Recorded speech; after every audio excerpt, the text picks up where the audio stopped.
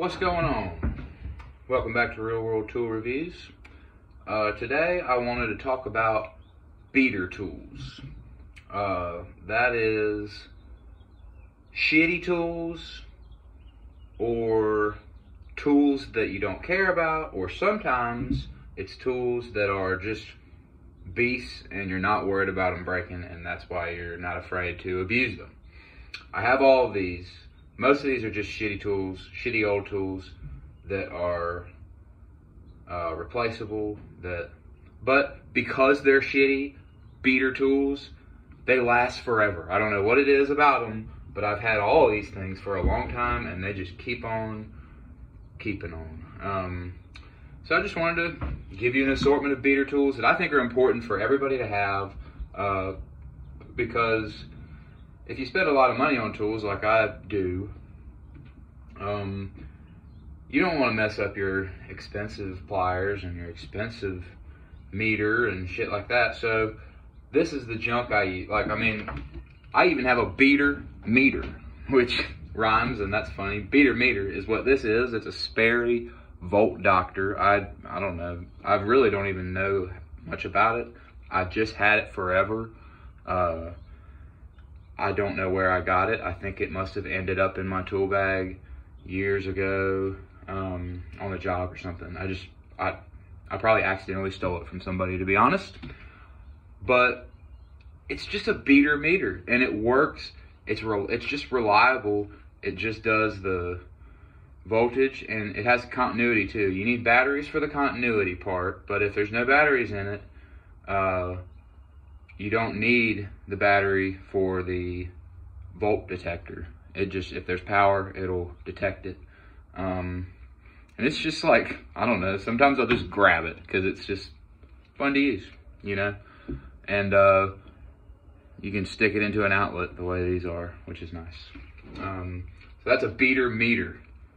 I don't know if that's really a good term. I don't know if you should have a beater meter, but I've got one.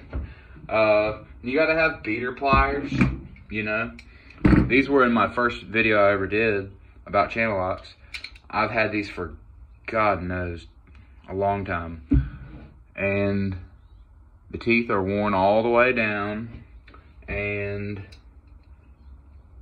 they have been the culprit of these many injuries that this Craftsman flathead has had on it over the years. Just, I don't know. I don't really seem to do a whole lot of beating and prying and stuff with these anymore, but for a long time, I don't know.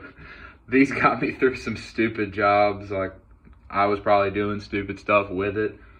This Craftsman I've had forever. I think it was at my house growing up, and I just kept it. But as you can see, that's about as beater as a beater can get. And you know, the same with these pliers. Beater as a beater can get, but they're solid, and they just keep on keeping on. I mean, the handles are disintegrating, and the jaws are worn down, flat.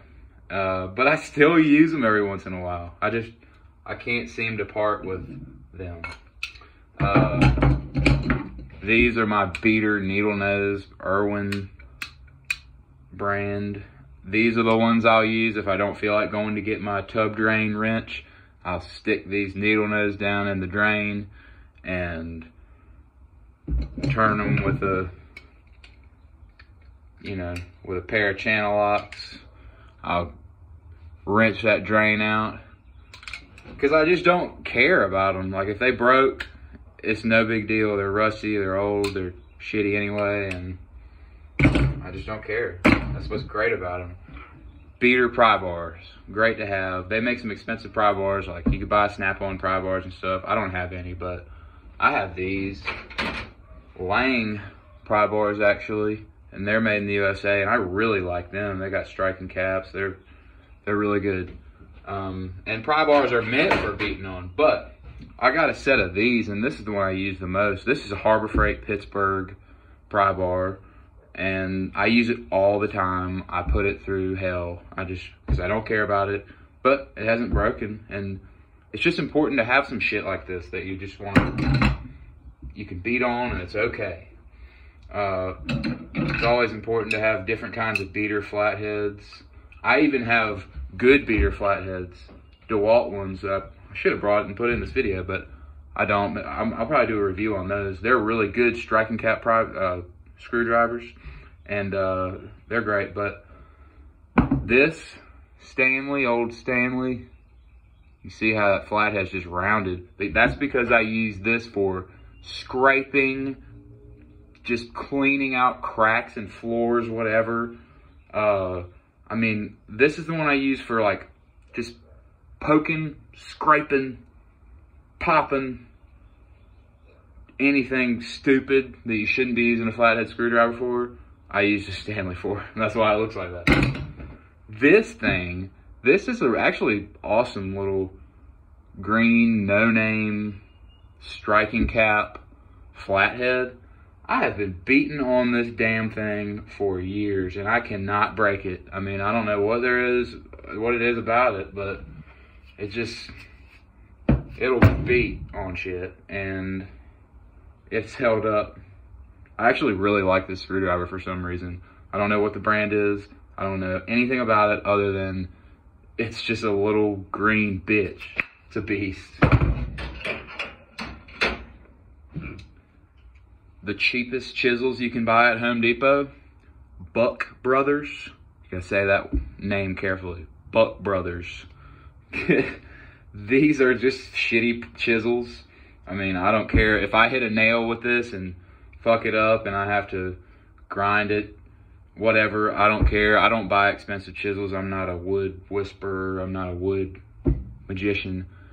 I'm not a great woodworker, even though I do try a little bit to do some woodworking. But this is what I use when I'm doing like trim carpentry and stuff, just to beat on stuff. And if I hit a nail or a screw with it, I don't care. I got a set of those. These Kleins still work great, and I have put them through the ringer. I mean, I have beat knockouts out with them, pulled, you know, nails, pried stuff, done a lot of things that you're probably not supposed to do with a pair of lineman's pliers, and they've held up great. The only thing that's happened is like these cutters, you can see through them a little bit now, which didn't used to be the case.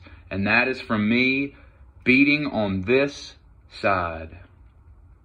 Don't do that. If you have these, don't beat on something with them like this. Beat like that on the other side, because that's how I did that. And it's not a big deal. I mean, they still cut what I need them to cut. I mean, flawlessly. I think you can still cut a penny in half with these things. But